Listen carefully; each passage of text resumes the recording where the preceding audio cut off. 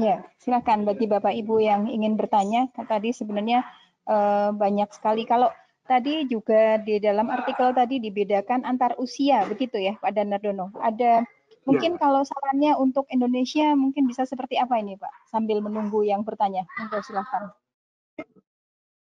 Ya, jadi yang masalah kalau kita mau mengadopsi model ini sebenarnya kita belum punya data yang valid untuk interaksi antar usia, gitu ya.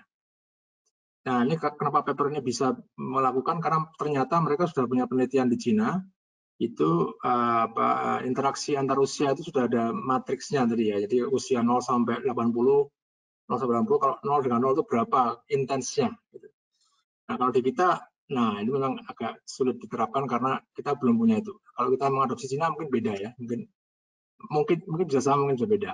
Jadi mungkin itu salah satu kendala kalau di Indonesia itu kita belum punya, kecuali kalau social network itu yang ya social network yang dalam artian sosial media mungkin ada, tapi kalau ini kan physical ya. Jadi yang itu nggak ada datanya saya kira, atau belum ada datanya. Baik, jadi kalau ini masih susah ya, karena kita tidak memiliki data yang tersedia. Baik, tadi juga termasuk dibahas tentang kalau di sana itu kan mulai diberlakukan physical distancing atau social mixing itu pengendaliannya adalah 2 bulan, Maret sampai April. Ya, kita juga sudah mulai gitu ya. Kira-kira kalau apakah juga bisa diprediksi untuk di Indonesia, Pak Danardono? Kalau yang mereka lakukan sebenarnya lebih dari itu ya, itu mulai dari mereka lakukan berhentinya itu ya, berhentinya itu sudah mulai dari Januari. Apakah berhentinya mau di Maret atau mau di April ya? Jadi mungkin lebih dari 2 bulan lah mungkin ya, Januari, Februari ya, kira-kira 3 atau 4 bulan lah itu yang mereka lakukan. Nah, kalau di kita, kalau simpelnya mungkin begini, tadi yang gambar yang Cina tadi dipindah ke kita, kemudian digeser karena kita mulai sekitar Februari ya, kita mulai Februari, mungkin kita mungkin yang sama kayak gitu apa yang terjadi ya. Mungkin kita lebih awal lebih waspada, mungkin bisa lebih shrinking sedikit ya. Tapi kira-kira ya sama lah ya, mungkin kita April Mei itu kan yang diramalkan oleh para pakar juga itu akan menjadi peak-nya ya. Peak-nya itu April gitu ya. Mei mulai meredup, kemudian Juni. Jadi kita mungkin kalau di kita ya mungkin sampai akhir ini ini bulan apa nih? Bulan April ya, itu mestinya masih gitu ya, masih perlu berskala besar. Apalagi ada gelombang yang mudik yang di Cina nggak ada, itu nggak bisa dimodelkan itu. Ini kalau model yang kita memang harus ada modelkan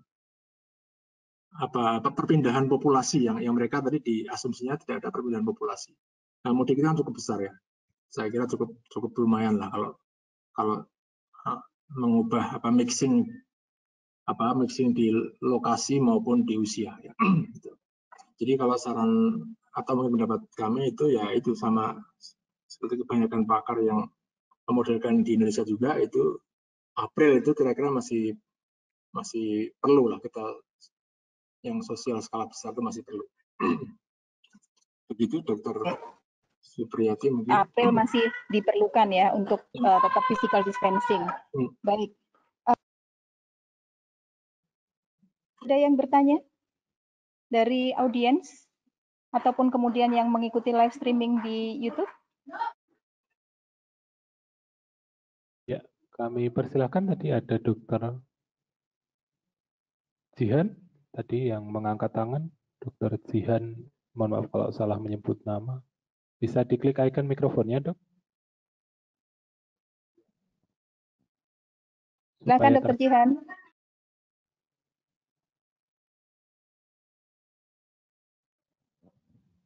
Pakai chat mungkin bisa, ditulis saja mungkin. Oh ya, baik. Silakan Bapak Ibu bisa disampaikan juga melalui chatting.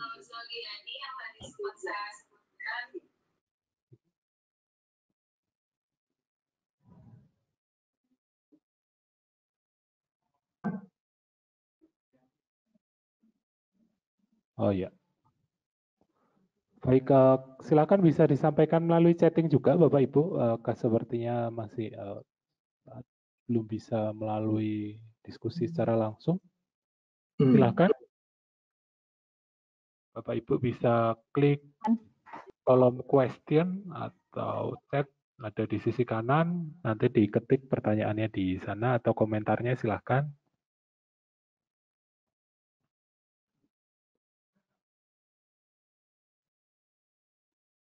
Yang dari live streaming YouTube, apakah sudah ada, Dr. Sudi? Streaming juga nggak kelihatan kebetulan. Live streaming belum ada.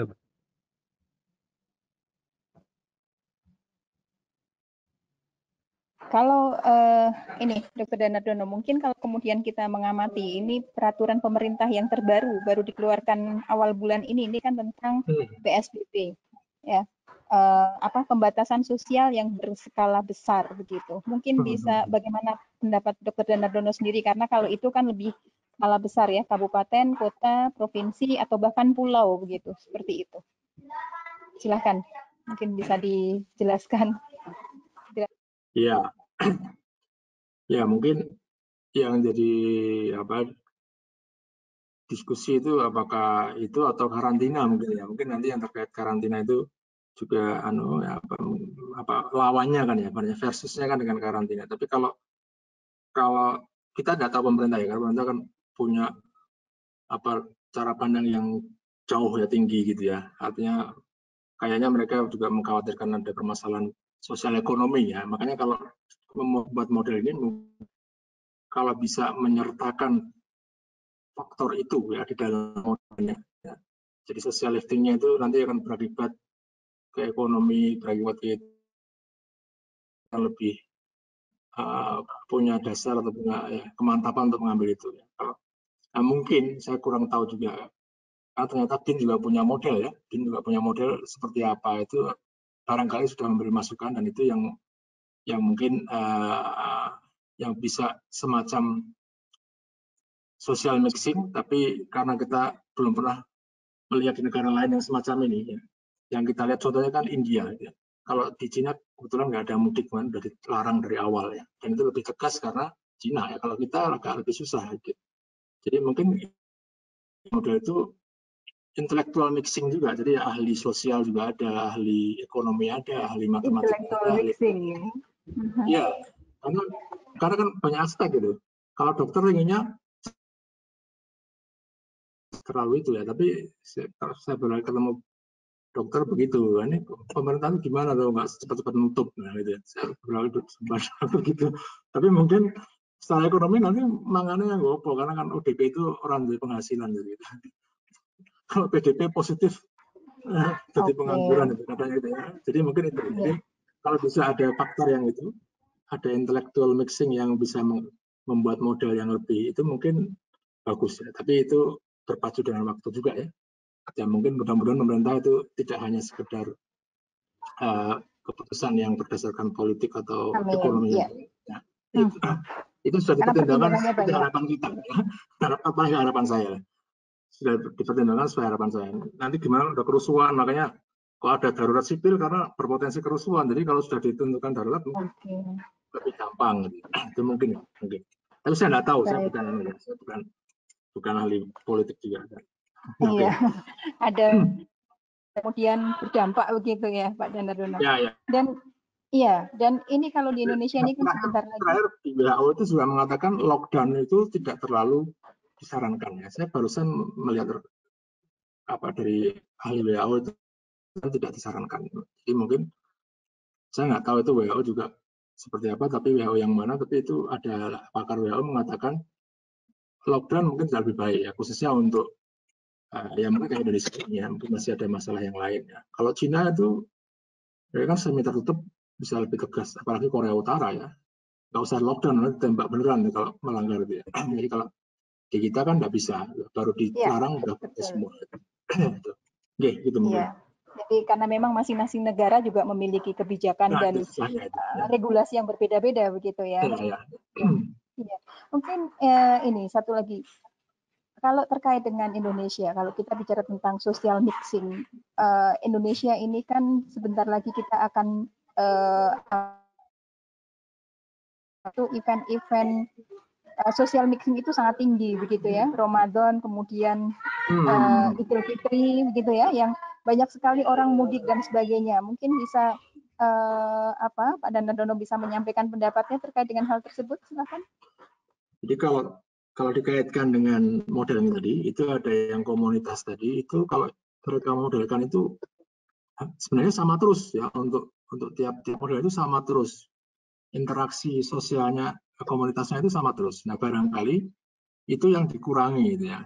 Jadi kalau memang itu berpengaruh sekali, itu seperti yang disarankan juga oleh beberapa pakar, nggak cuma di pakar kesehatan, juga pakar agama, mungkin nggak masalah dengan mungkin tidak harus tarawih dulu. Sebenarnya saya tadi tidak Jumatan dulu ya hari ini. Itu mungkin bisa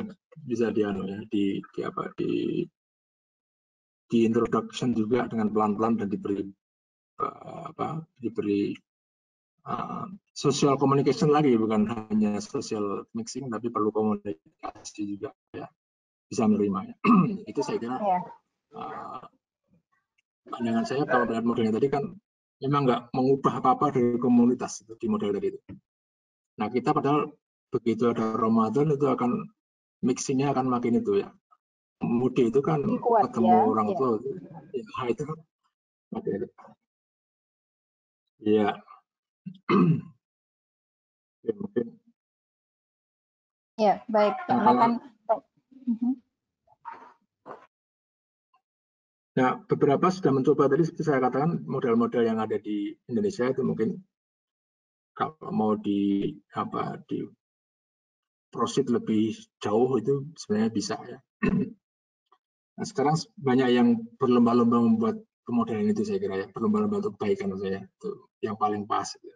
Nah, tapi biasanya yang paling pas itu paling lama bikinnya gitu. Ini masalahnya ya. Dan kita akan berpacu padahal dengan waktunya waktu. Ini berpacu dengan waktu ya, jadi harus segera ada model yang keluar. Harus lembur. Ya. Oke, mungkin itu. Ya, ini kan banyak juga yang galau apakah kemudian liburan besok harus pulang atau tidak gitu ya. Mungkin termasuk juga mahasiswa UGM ini juga, atau berbagai kampus itu kan juga apakah besok mau mudik atau tidak dan sebagainya begitu ya. Ya, kalau di UGM misalnya itu kan tanggal 30 April harus selesai semua.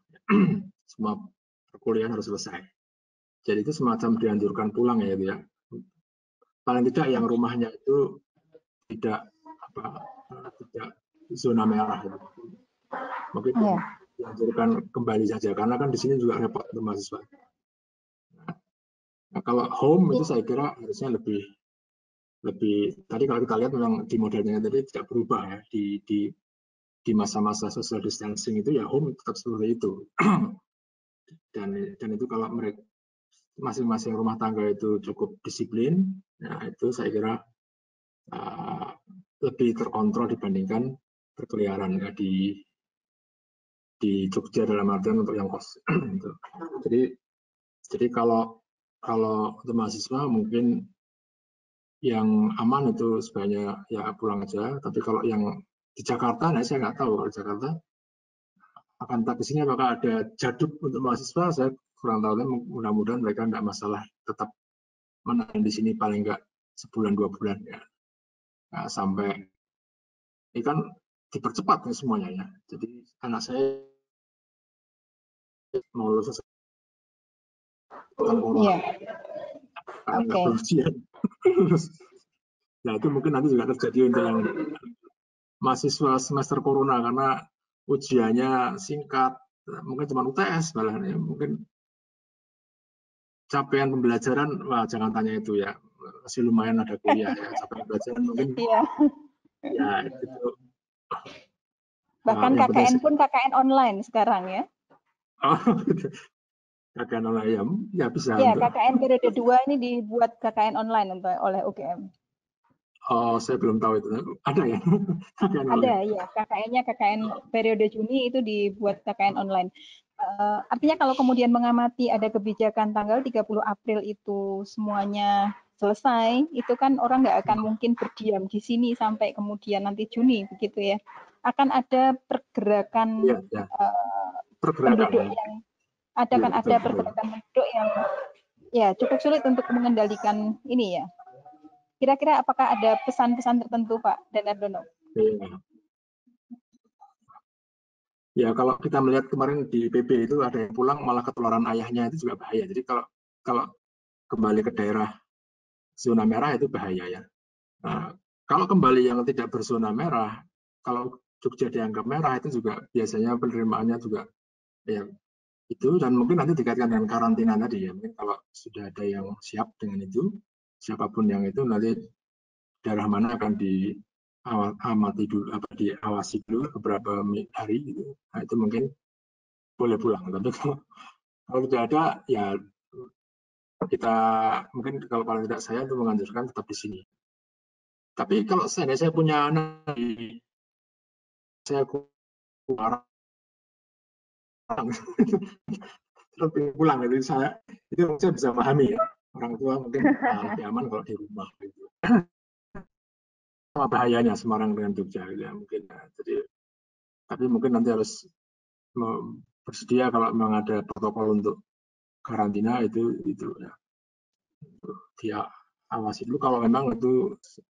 Saya nggak tahu apakah itu per daerah itu nanti kedaerahan atau enggak ya, karena Jogja dan Semarang Jawa Tengah itu kan mungkin relatif sama itu ya. Apakah itu dianggap daerah yang berbeda untuk karantinanya? Ya mungkin nanti ada pembahasan sendiri tentang karantina itu bagaimana dan apakah sudah siap ya. Kita katanya di Jogja sudah siap untuk menyediakan itu di Wisma Haji, di hotel-hotel banyak menawari itu katanya ya, itu mungkin kalau hotel nggak terbayar enggak itu ya. Ya itu katanya menawari juga untuk yang pengawasan semacam karantina itu ya. Ya. Mungkin itu ya pandangan saya. Tapi kalau namanya ya stay semua, tapi kayaknya tadi. Ya, jadi mungkin semuanya harus berwaspada begitu ya. Bagi yang pulang ke daerah yang lebih merah dari Jogja, maka harus lebih hati-hati untuk tidak tertular di sana. Bagi yang kemudian pulang ke daerah yang lebih hijau dari Jogja, itu pun harus hati-hati agar tidak menularkan gitu ya. Karena kita tidak pernah tahu tadi salah satu yang dipresentasikan bahwa tidak selamanya kemudian menunjukkan indikasi bahwa sudah tertular begitu ya. Itu katanya begitu ya, dan itu ternyata iya banyak yang seperti itu. kita tahu kok kena itu ya, padahal kita nggak menyangka itu menjadi sesuatu yang beberapa kali saya menjumpai semacam itu. Ya, jadi mungkin yang subklinik dan asimptomatik tadi berpotensi juga. Jadi itu satu yang perlu diwaspadai. Nah, mungkin kalau sebenarnya ya kita Mei itu ya, menyiapkan logistik gitu ya. Logistiknya katanya pemerintah siap enggak itu aja. Ya, mungkin enggak semuanya. Intellectual mixing itu tadi ya. Jadi harus yang memperhatikan tidak cukup dari kesehatan saja, tetapi kemudian dari berbagai sektor begitu ya, Pak Danardono. Ekonomi ya, tapi kita sudah terbiasa agak susah kalau intellectual mixing gitu ya, karena masih ada intellectual ego di situ. Jadi mungkin ya itulah. Mungkin pemimpinnya yang harus punya kemampuan untuk mixing ya. Mana yang pendapat dari ekonomi, pendapat dari public health, dari medical, dari sosial itu mungkin perlu di mudah-mudahan harapan kita pemerintah sudah seperti itu. Mudah-mudahan seperti itu. Jadi kita kan kayak benda kecil melihat orang di bawah melihat yang atas, nggak tahu apa yang di atas. Jadi mudah-mudahan yang di atas benar-benar bisa melihat semuanya, semua aspek. Nah itu paling harapan doa kita lah. Karena kita ya manut aja mau di apapun. Ya. Nah, sumbangan membuat model ini salah satunya lah, tapi belum tentu tepat juga kan. Jadi ini sumbangan-sumbangan kecilnya mudah-mudahan kita melakukan webinar ini termasuk apa namanya atau berperang ya, melawan ya. Tapi saya nggak suka istilah melawan COVID sebenarnya dia, karena COVID itu kan pasif sebenarnya. Yang masalah kan orangnya sebenarnya. Jadi COVID mereka saya pasif. Mereka tidak punya agenda untuk menyerang manusia sebenarnya. Jadi sebenarnya kita tidak melawan apa-apa, jadi kita bertahan untuk penularan. Kan istilahnya melawan itu saya kurang cocok gitu. Melawan kayaknya kayak mereka musuh yang harus dilawan. Jangan-jangan dari kita sendiri gitu. Artinya kita yang kurang menjaga kebersihan, kurang apa ya. Ya. Jadi mungkin kalau apa tadi melawan itu banyak atau berpartisipasi untuk memperbaiki ini itu bisa dari seperti yang kita lakukan ini ya. Nah, saya malah juga katanya berperang melawan pandemi dengan cara tidur-tiduran ya, karena itu usia yang tadi kalau interaksinya kan paling tinggi itu usia SMA itu ya. Jadi dengan tiduran itu sudah berperang melawan corona itu ya. Pejuang corona salah satunya itu ya. Ini saatnya leyeh-leyeh berjuang gitu ya. Katanya begitu ya. Ya anak-anak sekarang memang gitu. Banyak alasan kok leyeh-leyeh, kalau saya sedang berjuang melawan corona gitu kan. Ya. Untuk menyemangati agar bisa tetap stay at home gitu ya. Betul. Iya.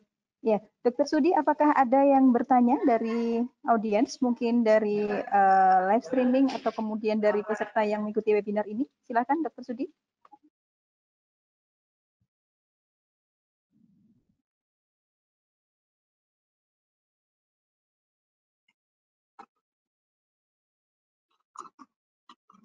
Apakah ada?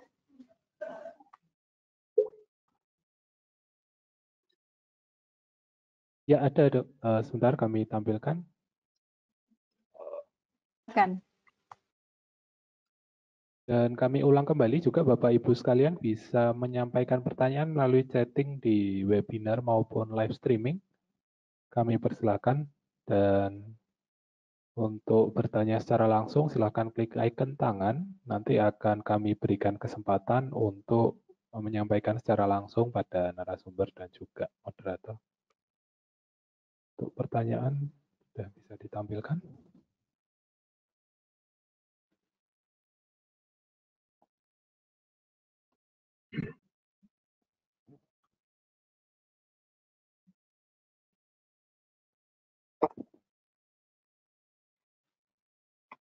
Baik, ya.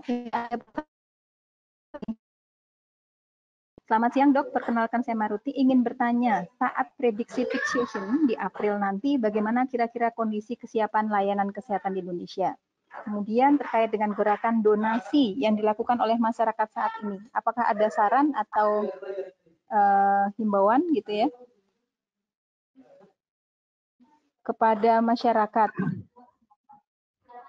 Kemudian untuk kooperatif dengan PSBB ya. Jadi pembatasan sosial berskala besar ini yang kemudian peraturan pemerintahnya baru aja keluar awal bulan ini, tanggal 2 kalau tidak salah ya, dengan harapan Juni bisa berakhir. Ya, silakan Dr. Danardono.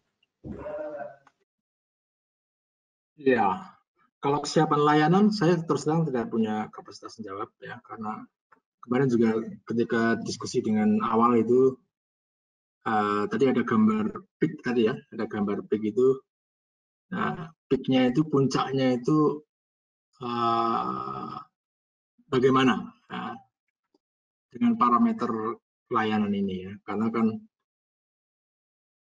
kalau itu satu yang fix hanya bisa di level ini, tentunya kita nggak bisa menawar, kita harus menggeser lifting social distancing sampai agak belakang, karena kan untuk mencegah peak yang setinggi itu. Tapi kalau itu misalnya, kalau kita lihat sekarang pemerintah mengusahakan ada ini itu sudah dinamis ya, dinamis ini. Nah ini saya kurang berapa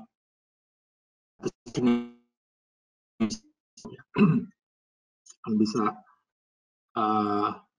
maksimumnya seberapa gitu ya. Karena kan itu ada yang dibangun di mana di Pulau Galang, tapi karena yang di Wisma Atlet bisa itu Pulau Galang nanti dulu, yang di Wisma Atlet dulu, kemudian ada juga di tempat lain ya, jadi mungkin itu dinamis ya. Nah itu kalau dari segi bednya. Nah, kalau dari segi logistik yang lain saya tambah nggak tahu lagi bagaimana dengan apalah mungkin peralatan medisnya atau perawatnya juga misalnya, itu saya kurang tahu. Halo. Ya. Nah kemudian untuk donasi. Ya donasi itu apapun, saya barusan melihat suatu informasi ya, Indonesia itu yang paling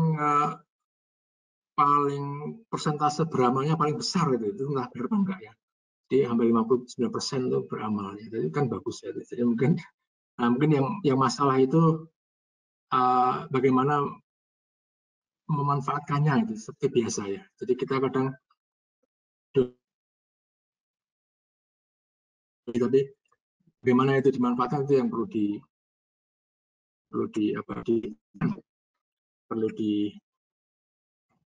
organisasi lebih bagus lah. Kalau masalah donasi saya kira ya kita sangat bersyukur kalau memang banyak seperti itu, dan ada statistik yang mengatakan dibandingkan negara-negara yang lain itu kita paling donate-nya paling banyak katanya itu ya. Saya benar-benar ya, tapi itu seperti itu ya. Jadi itu mungkin masalah pengorganisasiannya yang mungkin perlu lebih itu. Kadang kita dipercayakan kemana itu yang masih bertanya ya kadang. Nah mungkin yang paling simpel ya di sekitar kita. Nggak kita mungkin yang bisa melakukan apa itu bisa kita lakukan. Ini saya kira formatif yang biasa ya. Semua donasi seperti itu.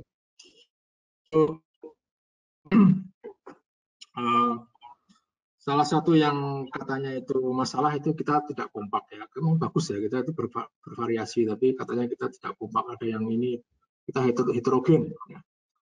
Apalagi kita Indonesia ini sangat sekarang akan agak bebas lah gitu ya. Jadi mungkin kalau PSBB ini di Cina ya gampang ya, tinggal di seluruh itu semua bisa oke ya. Tapi kalau di kita kan tidak bisa. Jadi mungkin lebih ke peran-peran tokoh-tokoh masyarakat, saya kira itu perlu lebih memberikan pengertian ke masyarakat tentang PSBB. Kalau dari model tadi ya, kalau simpelnya aja kalau kita tarik ini yang Cina tadi ke Indonesia itu langsung Juni ya, dan itu mereka 3 bulanan lah untuk yang itu. Liftingnya mulai, kalau mereka tadi mulai lifting agak relax itu April ya, berarti kita Mei ya, itu mungkin Mei itu mulai, itu simpelnya aja ya, karena kita mulai kan terlambat 1 atau 2 bulan dari China itu ya, mungkin itu ya. Jadi simpelnya itu. Tapi kita kan juga sudah punya pengalaman, jadi paling tidak kita sudah punya bayangan ya dibanding China yang waktu itu masih dari awal nggak tahu apa yang terjadi. Jadi kooperatif itu mungkin ya itu salah satu cara, tapi mungkin untuk bisa kooperatif mungkin tokoh-tokoh masyarakat saya kira ya, atau mungkin yang kayak kita, pokoknya nggak mungkin saya atau yang intelektual juga memberi pengertian, tapi kita perlu kompak ini ya, mungkin kadang agak susah di kita ini ya. Di kita aja mungkin bagaimana itu saya juga nggak tahu ya, mungkin kita memang prosesnya begini ya, nanti mungkin punya pengalaman lah dengan begini, oh ya ternyata ini yang paling bagus ya. Dan pengalaman itu biasanya mahal juga biasanya, jadi mungkin kalau ada salah ya itu juga disyukuri juga, mungkin salah keputusan mungkin ya disyukuri, tapi kalau sementara kita putuskan PSBB harus kooperatif juga. Nah, harapannya tadi kalau dari para ahli kan memang Juni ya, dari hampir semua tadi, nah beda di angka-angka yang itu, ada yang pesimis, ada yang optimis, tapi berakhirnya ya sekitar itu. Harapannya itu. Baik, mungkin itu. Mungkin. Ya, baik. Jadi untuk implementasi dari pembatasan sosial berskala besar, ini pun peran dari tokoh masyarakat itu ya, dan mungkin berbagai sektor ya. Second wave, ya. Yeah. Kalau berkaca dari paper tadi ya, kalau kenyataannya kita nggak pernah tahu. Lalu kalau dari paper tadi kan ada second wave itu dan ternyata terjadi juga di Cina. Jadi kita jangan kecepatan membukanya itu ya, membukanya. Kalau dipikir-pikir kami ya, atau mungkin Dr. Supri juga, kita kan sudah lockdown lokal tuh 3 minggu ya, sejak UGM itu ya. Tapi sekarang pemerintah kan baru mulai, jadi kita nanti lebih lama lagi sebenarnya ya, benar nggak itu? Kita udah terlanjur bosan dulu, itu yang masalah sebenarnya itu. Tapi ya udahlah ya. Saya kan sudah, kan kita bisa bilang gitu, saya kan sudah 2 minggu, saya keluar, itu nggak bisa kan harus kompak. Nah ini yang saya harus kompak itu. Harus kompak itu yang susah itu. Nah, meskipun kita udah 2 minggu duluan, ketambah lagi pemerintah ini, ya mungkin alhamdulillah kita punya harian yang nggak masalah ya. Mungkin paling tidak nggak besar tapi nggak masalah. Tapi mungkin yang bermasalah itu ya itu bisa lockdown-nya mulai 2 minggu ini mungkin ya. Parsial paling. Kita masa udah lockdown itu. Mungkin sama juga di tempat. Iya. Jadi mestinya pesan dari artikel tadi bahwa akan kalau di sana terjadi second wave gitu ya, itu juga menjadi peringatan bagi kita gitu ya, karena kita harus benar-benar belajar dari kejadian itu begitu ya. Terima kasih. Dr. Sudi, apakah masih ada yang bertanya dari audiens? Bisa ditampilkan, Pak, tolong? Ya, belum ada lagi, ini Bu Supri. Satu tadi saja yang sudah masuk. Silakan. Belum ada lagi, ini Bu Supri. Dari live streaming juga belum ada. Ada lagi ya? Oke, baik. Terima kasih informasinya. Dr. Danardono, mungkin ada lain selain tadi yang sudah tentang kita semua, karena terus terang tadi Pak Danardono menyampaikan bahwa kita mungkin sudah bekerja dari rumah sudah mulai minggu ketiga begitu. Tapi kan perjalanan ini kita harus kompak bahwa semuanya harus bersama, tidak bisa kita sudah mulai duluan terus berakhir duluan begitu ya. Seperti itu agar tidak semakin parah begitu. Monggo kalau kemudian ada pesan-pesan lagi untuk masyarakat kita belajar dari artikel tersebut. Ya, saya kira itu yang pertama. Tadi yang pesan yang mungkin kalau pengambil keputusan juga kita semua itu ya itu intellectual mixing itu mungkin perlu ya, karena keputusan tidak bisa sepihak dari mana pihak itu ya.